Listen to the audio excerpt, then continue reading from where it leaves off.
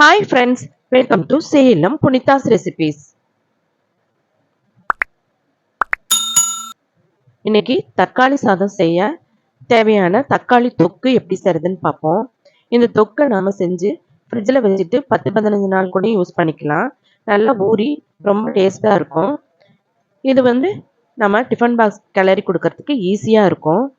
நம்ம இதுக்கு நல்ல பழுத்த தக்காளியா வாங்கி யூஸ் பண்ணிக்கணும். இதுக்கு நான் 1 கிலோ தக்காளி எடுத்துட்டு இருக்கேன்.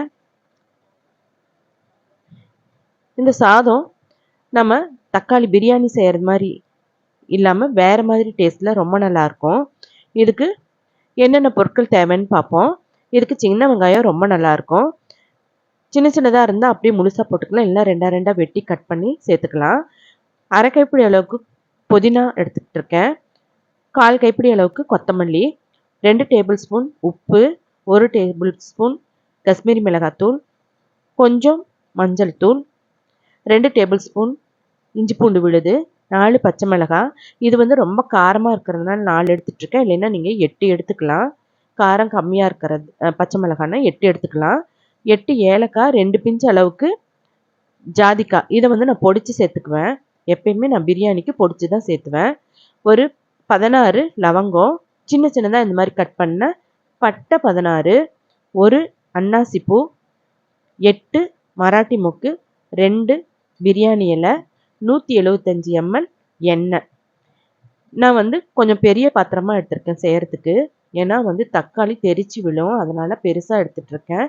எண்ணெயை சேர்த்துட்டு காஞ்சதும் மசாலாவையெல்லாம் போட்டுட்டு பொரிஞ்சதும் நம்ம வெங்காயம் சேர்த்துக்கணும். வெங்காயம் சேர்த்து நல்லா பொன்னிறமாக வதக்கிக்கணும். நம்ம கருகாமல் பார்த்துக்கணும்.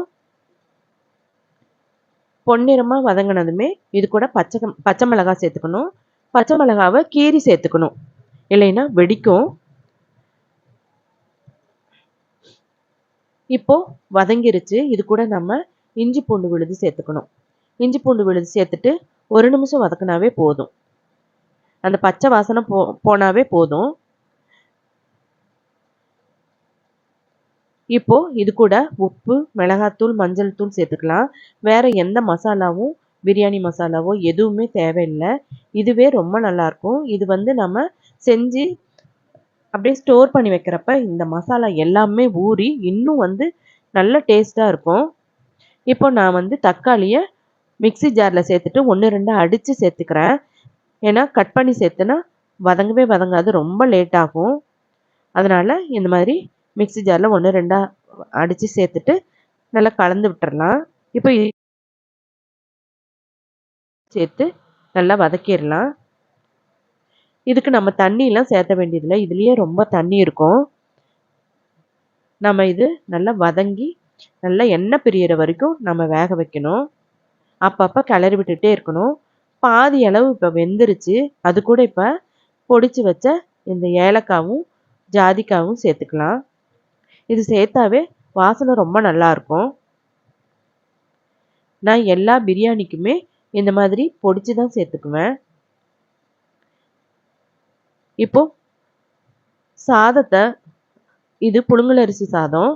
இதை நான் 90% அளவுக்கு வேக வச்சு இந்த மாதிரி வடிச்சிட்டு எண்ணெய் சேர்த்து ஆற விட்டுருக்கேன். அது நல்லா உதிரி உதிரியாக இருக்கும்.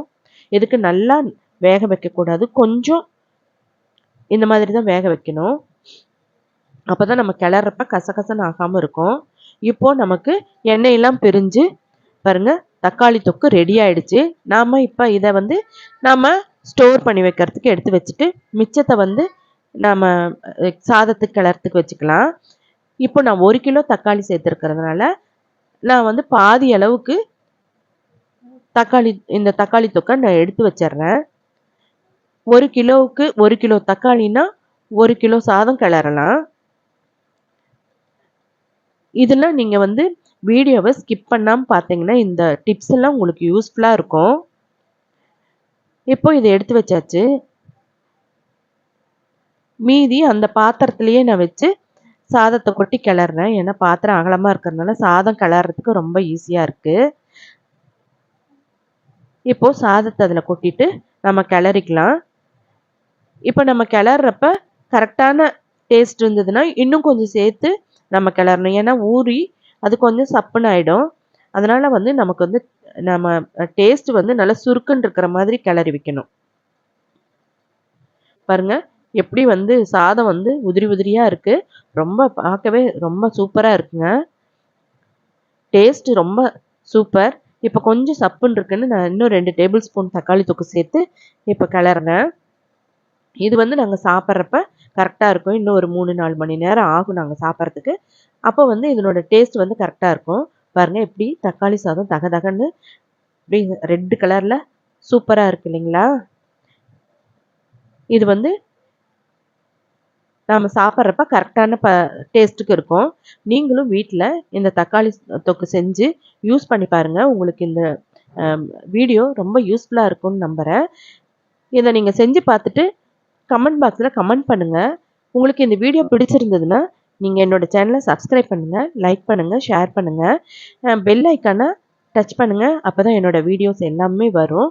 என்னோட வீடியோஸ் எல்லாம் உங்களுக்கு யூஸ்ஃபுல்லா இருக்கும்னு நான் ரொம்ப நம்புறேன். Thank you for watching.